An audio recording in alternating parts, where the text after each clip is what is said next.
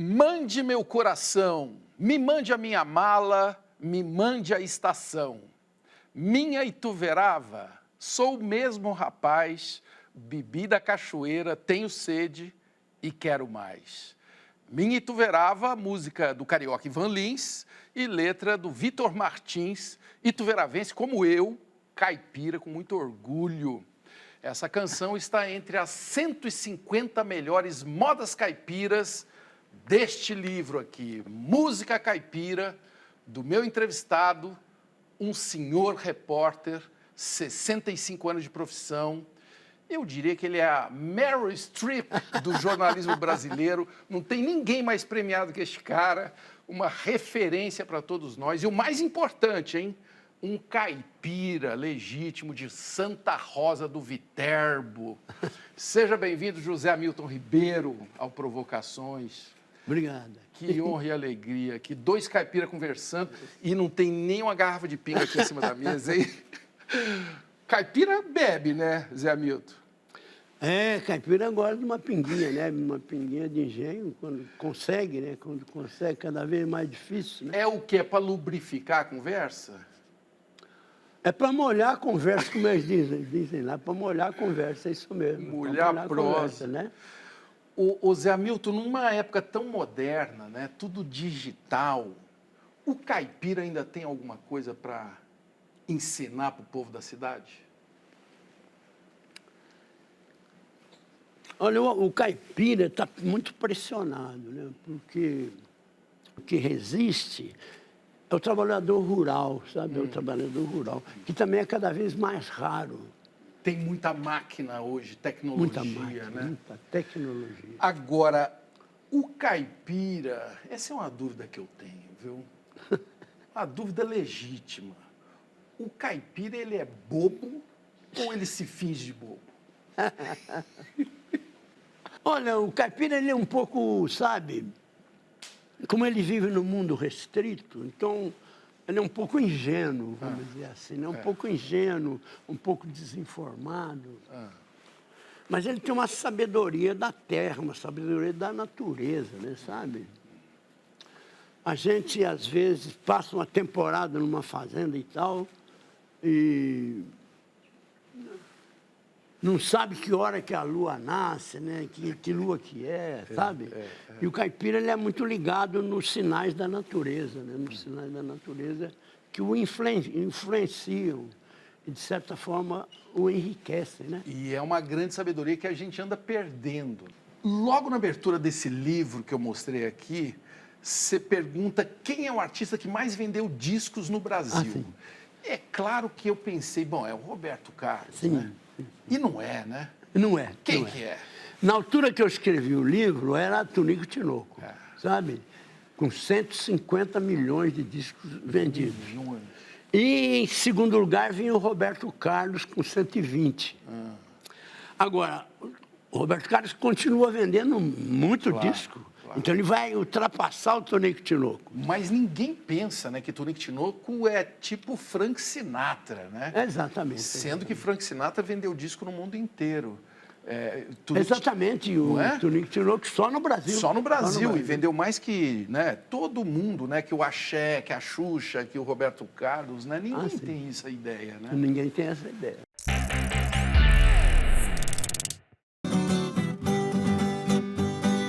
Meu coração tá pisado, como a flor que murcha e cai, pisado pelo desprezo do amor quando desfaz, deixando a triste lembrança, adeus para nunca mais. Moreninha linda do meu bem querer, é triste a saudade longe de você. Quem é Tonico Tinoco, hein? Bem, dos dois eu conheci um Tinoco. O Tonico morreu antes de eu conhecer, né? Mas o Tinoco é uma beleza de pessoa. O livro tem, né, o abecedário dele, que a gente fez de brincadeira, né? Enquanto ele, por exemplo, enxada, letra E, enxada. Aí ele diz, na fazenda, quando me cabia capinar, eu pegava a enxada com o cabo mais comprido para ficar mais longe do serviço. Ele disse que ele é filho de espanhol e com negro, né? E que deu uma mistura muito boa para tocar viola, mas para trabalhar não. Pra trabalhar, não.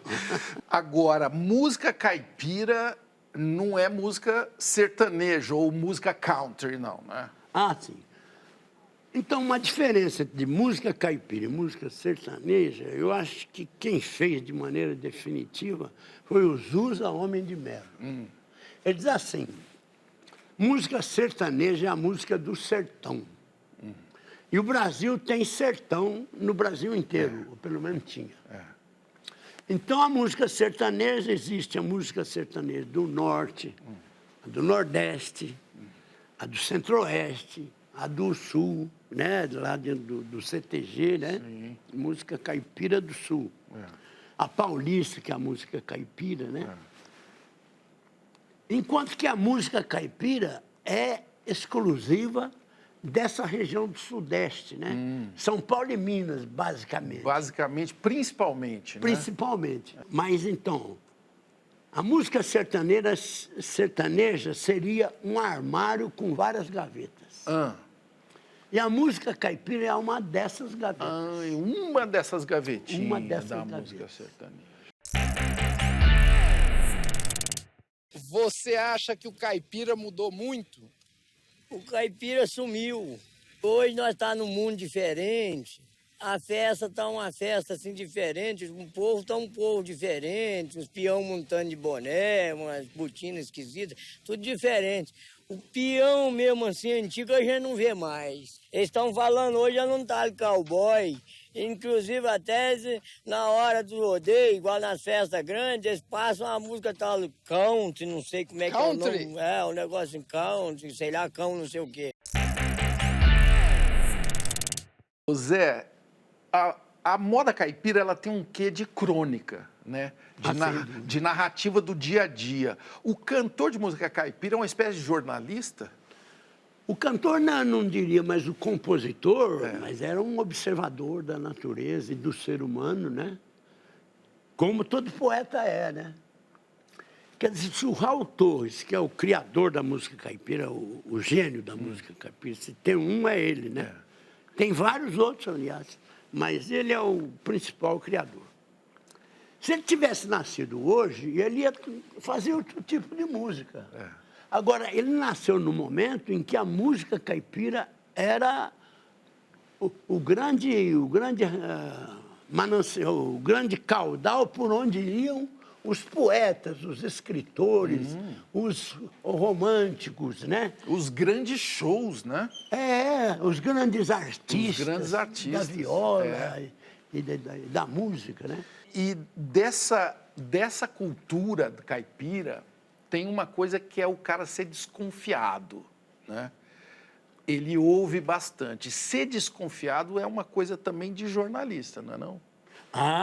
Jornalista tem que ser desconfiado demais, né? Ser desconfiado. Você juntou as duas coisas aí, né, Zé Hamilton? O pessoal me pergunta qual é o método que eu tenho para fazer entrevista, para deixar as pessoas à vontade, né? Quando se trata de entrevista com pessoas do campo, pessoas simples, né? Não é de grande empresário, aí é outro tipo de gente. Mas da pessoa simples, me pergunta como é que você consegue. Eu não faço nenhum esforço, sabe? Eu tento conversar, né? Procurando saber as coisas que eu quero saber. Mas num nível humano, assim, sei lá, eu não sei, eu não entenderia. É uma conversa de cerca, né? Você vai conversando pelas beiradas, não é não? Isso mesmo, Olha, aqui está uma prosa de uma dupla de dois caipiras aqui, vocês estão percebendo, né? Mas no próximo bloco, a nossa prosa é jornalismo em crise. Cutuque o Zé aí com a hashtag provoca.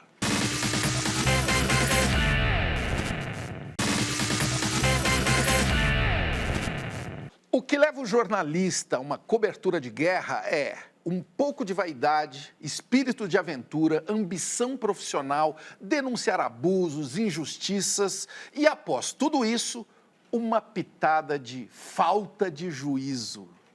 Eis o credo de Zé Hamilton Ribeiro sobre cobertura de guerra. Ô Zé, você tem certeza mesmo que é só um pouco de pitada? Olha, eu acho que é pouco, uma pitada. Uma pitada só? Porque o contexto é maior, sabe, do que a pitada, né? Porque, na verdade, nós não temos o exercício do jornalismo de guerra. Não temos o exercício. A carreira de jornalista de guerra não tem no Brasil, por duas razões. Primeiro, porque nós temos pouca guerra, felizmente. Isso. Segundo, porque nós temos pouco jornalismo. Sabe? Por que você fala que a gente tem pouco jornalismo? No caso da imprensa de papel e do jornalismo em geral, é a internet, né? A internet. Porque o jornalista lidava com notícia e a internet lida com uma poeira de fatos, de coisas. Levanta uma poeira. E eu acho isso, eu acho aquilo. E contando história, fake news, é tudo misturado, né? O que você está dizendo é que a gente tem mais informação no ar, mas tem pouca qualidade de entender o que está acontecendo. Ah, sem dúvida, é isso aí. E como que nós vamos lidar com tudo isso? Bem, eu acho que é uma fase isso aí, essa explosão da internet, essa explosão da fake news, essa explosão da selfie e da pessoa querer dar a sua opinião sobre tudo, sabe? Sabe? E aparecer de alguma maneira, eu acho que é passageiro. Eu acho que a internet é uma coisa nova, historicamente, né? E ela vai se ajustar de alguma maneira, sabe? De alguma maneira, porque é uma ferramenta muito importante para a humanidade. Ela está aí, não tem volta, não tem volta. Ô Zé, não é à toa que você é um cara tão premiado, eu até brinquei de você ser a Meryl Streep do jornalismo. E a cobertura sua da Guerra do Vietnã não é uma coisa trivial, o que aconteceu ali. É uma coisa muito importante, né? Porque nessa guerra, é bom que a gente lembre, um jornalista conseguiu interromper ou mudar o curso da guerra. No jornalismo. Não foi? Foi, sem dúvida nenhuma. E você estava em uma das frentes, né? E ele em outra frente, só que você é o cara que pisou na mina, não é isso? Sabe o que eu quero lembrar? Que você, no seu livro, que aliás está aqui, O Gosto da Guerra, onde você descreve exatamente essa cobertura e essa passagem, né, de você aqui, inclusive na capa, ensanguentado e tudo mais, você descreve o campo onde você estava. Se não me engano, era batata doce, não é isso? Não, a aldeia é uma plantação de batata na aldeia, chamada Aldeia Sem Alegria. Tinha uma plantação de batata doce lá. E é uma coisa tão fascinante que a maneira como você descreve o que vai te acontecer, até a hora que você pisa na mina, poderia ser um globo rural. Você está contando como é que tem os bambus, como é que tem a batata, que é a sua observação do entorno, né? Observação de um repórter mesmo, né? No caso da guerra, quando aconteceu o episódio da mina, aí eu vivi alguns dias muito penosos, né? Muito penosos e muito angustiantes, né? Mas quando eu vi que foi comigo, começou a doer, começou a arder, na verdade, arder. E repuxar, sabe? A perna, o pé direito tinha sumido. E então tinha uma goteira de sangue assim, sabe? Uma goteira de sangue. E eu vendo que estava formando uma poça de sangue ali. Aí eu calculei, falei, olha, se esse negócio continuar assim, em alguns, sei lá, minutos, né? Eu vou morrer aqui esgotado, né? E ninguém me vinha me acudir. A certa altura começou a doer, eu comecei a gritar, help, socorro e tal, vem alguém. E não vinha ninguém. E eu apaguei ali. Uau. Apaguei. Uau. Perdi o sentido. Recuperei o sentido quando estava no helicóptero. Tinham me tirado dali, amarrado numa maca e amarraram a maca no helicóptero. E o helicóptero tinha vários andares de ferido, né? Que ano é esse? 68. 68. 1960. Você disse uma frase simples que descreve tão perfeitamente a Guerra do Vietnã. Esta guerra é errada demais. Existe guerra errada de menos, Zé? Então, tem uma tendência de simplificar e dizer assim, toda guerra é absurda, sabe? Mas não é assim. Tem guerra que é honrosa, sabe? Por exemplo? Se alguém invadir o seu país, a sua casa, né? Você tem direito de entrar em guerra contra ele, sabe? É uma guerra honrosa. É seu dever. É seu dever defender a sua casa, a sua família, o seu filho. Não é o caso da Guerra do Vietnã. No caso da Guerra do Vietnã, era do lado do vietnamita, né? Não do lado americano, Do lado sabe? americano. O americano entrou lá por um equívoco. Um equívoco. Porque os Estados Unidos nunca declararam guerra ao Vietnã, não estavam em guerra com o Vietnã. Eles tinham uma força militar lá de apoio a um governo democrático que pediu ajuda contra a invasão comunista.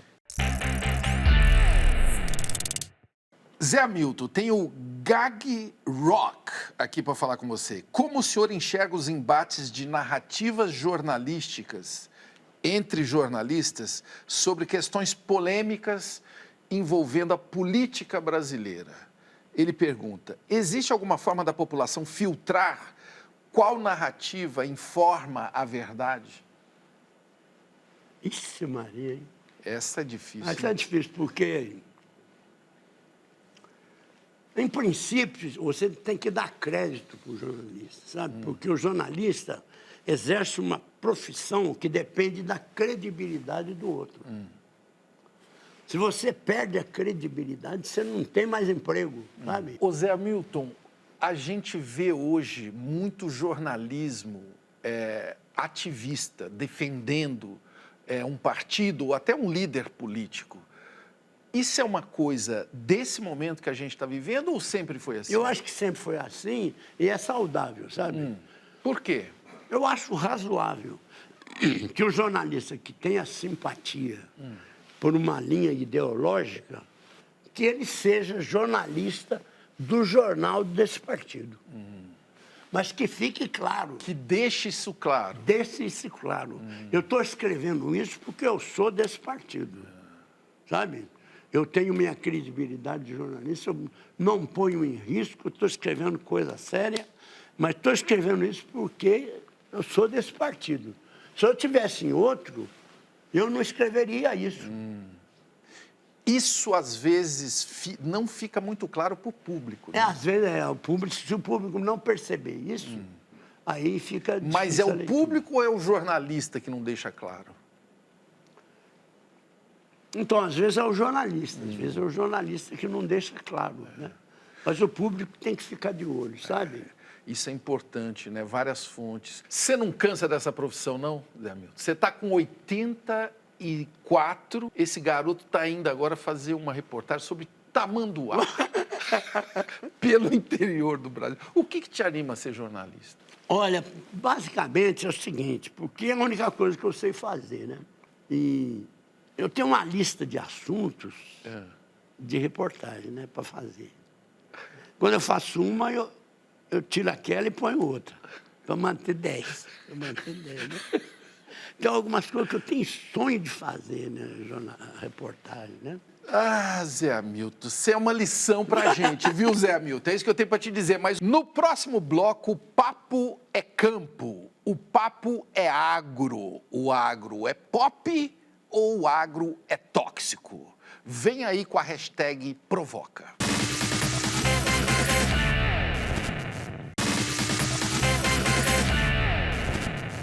Águas são muitas, infindas, e em tal maneira é graciosa que, querendo aproveitar, dar-se-á nela tudo, por bem das águas que tem. Descrição de Pero Vaz Caminha, reportando o descobrimento do nosso país. Ele falou, o país em que se plantando tudo dá. Ô Zé Hamilton, em se plantando tudo dá, Para que tanto agrotóxico? Em se plantando tudo dá, mas se não tiver proteção contra as pragas, se não tiver o defensivo agrícola, sabe? As pragas tomam conta. Agora, uns dizem que o agronegócio sustenta o Brasil e outros dizem que ele destrói o Brasil. Quem está certo? Olha, o Brasil faz, de maneira até assim, de maneira até surpreendente, uma agricultura de alto nível tecnológico, sabe? Uma agricultura que está batendo com a agricultura americana e já está ganhando em vários campos, sabe? E vai ganhar em vários outros. Porque os americanos têm um país maravilhoso, mas eles conseguem só uma safra por ano. O clima, né? Porque metade do tempo aquilo lá está debaixo de neve, debaixo de frio, que não dá nada. Quem gosta de frio é IML. IML. Instituto Médico Legal. Sabe? Sim. E a planta gosta do calor, Do né? calor, Nós do temos sol. calor suficiente. Então, o Brasil faz 3 safras por ano. E tem gente já falando em 4, sabe? Porque as nossas estações são benignas, sabe? Você pode plantar em qualquer uma delas. O que você faria com tanto dinheiro assim? Tanto eu como meus companheiros, né, que trabalham comigo aqui no barranco, eu, por exemplo, da minha parte, eu pretendo viver uma vida melhor com a minha família, com a minha esposa, com meus filhos, com meus pais, ter uma vida mais tranquila, né, uma segurança maior. E creio que até o fim do ano eu saio daqui bamburrado. Ô Zé Hamilton, você e eu, nós tivemos o privilégio de conhecer, como repórteres, um lugar incrível chamado Serra Pelada. Sim. Se não me engano, você um pouco antes, em 82, é isso? É, 82. E eu lá em 84. Sim. Então, vamos contar para eles o que é estar naquele lugar. Como que é, hein? Olha, lá eu me senti... Eu estive lá, o Marcelo, quando havia 25 mil homens. Quando você foi, já tinha... 40 mil. 40 mil. Quase né? dobrou. Então, o problema, quando você foi, dobrado. Eu fiquei impressionado do seguinte, Serra Pelada era um buraco. Era um buraco, né? Literalmente. De um lado do buraco era inabitável, não sei por quê. Então, o pessoal habitava do lado de cá. Então, numa franja desse buraco, ficavam os barracos, né, dos garimpeiros. Como você viu lá, os barracos não tinham banheiro. Lugar nenhum tinha banheiro. Não tinha nada, né? Não tinha nada. Agora você põe 20, no meu caso lá, no meu tempo, 25 mil homens, sabe, sem banheiro, saindo toda noite para o mato.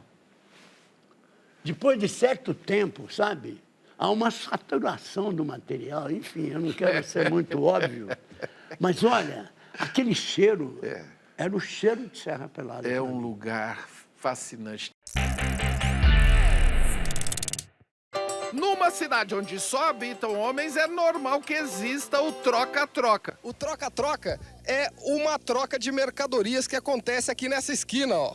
Meio quilo de galinha pra outra pessoa comer, isso é injustiça. Vocês estão brefados? Todo mundo Não brefado. tá achando ouro, não? Que ouro tá muito difícil. Ouro é bicho besta, mas não é pra todo furão, não. Qual é a coisa mais preciosa que você já encontrou aqui em Serra Pelada? Só uma pernambuinha muito forte mesmo. Zé Hamilton Ribeiro, se o Brasil é um país tão rico, que produz tanta comida, tem tanto peixe, tem tanto animal, por que ainda tanta pobreza, tanta desigualdade? A política, né? A política.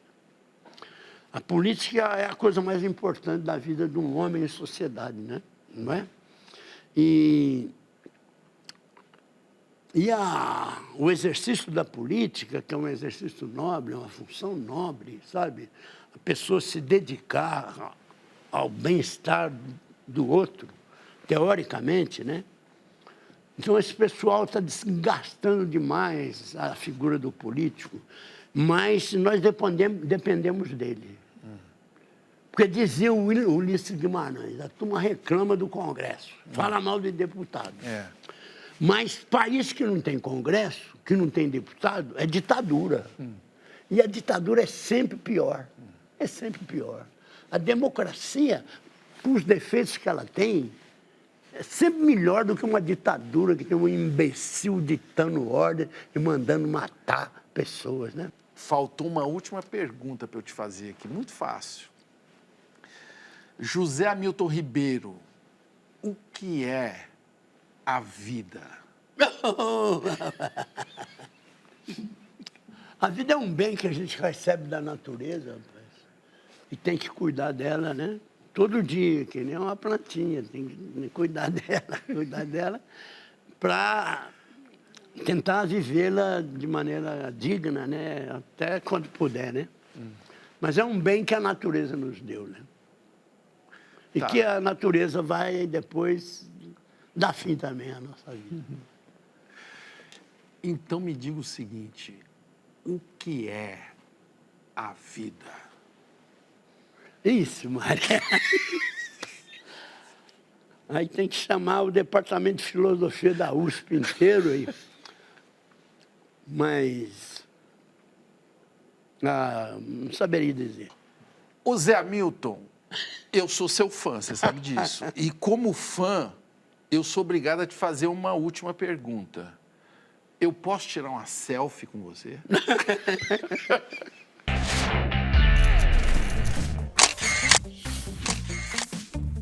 Ô Zé Hamilton, o pessoal pede muito pra você tirar selfie, não? Não tanto quanto os artistas da Globo, mas... Você é um caipira famoso, Zé Hamilton. Hein? Gostou da prosa? Foi bom? Programa, hein? Olha, que honra receber você aqui. Muito obrigado, Beleza, viu? obrigado. Que o Brasil e os jornalistas, todos desse país, se inspirem na sua história. Valeu. Quer deixar o último recado aqui? Não? Sim. Quem é esse cara que você está vendo aí? Pois é. Do lado do careca. É quem fez a melhor reportagem do que a minha lá sobre Serra Pelada. Não fala isso, não fala isso, não. Mas a dupla era forte. A dupla funcionou? Dupla caipira? Obrigado, querido. Valeu.